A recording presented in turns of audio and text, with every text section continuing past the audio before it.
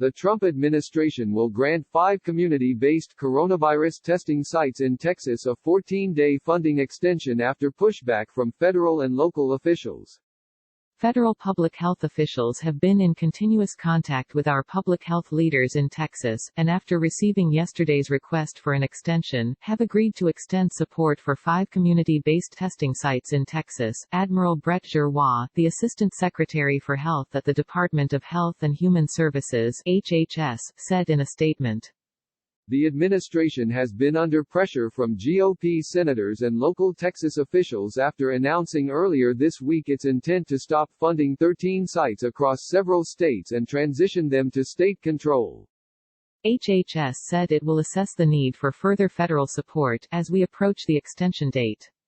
While the transition may have been planned, coronavirus cases are surging in Texas, hospitals are nearing capacity, and on Friday Governor Greg Abbott closed all bars in the state and imposed restrictions on outdoor gatherings. Texas has reported more than 5,400 new coronavirus cases on each of the last 3 days, setting successively higher one-day records. On Thursday, Texas GOP Sens. Ted Cruz and John Cornyn sent a letter to HHS and the Federal Emergency Management Agency, FEMA, protesting the administration's plans.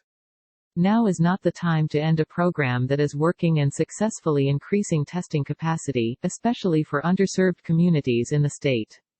Due to the recent rise of COVID-19 cases in Texas, cities need additional time to prepare for the transition to state and local control of the testing sites, the lawmakers wrote.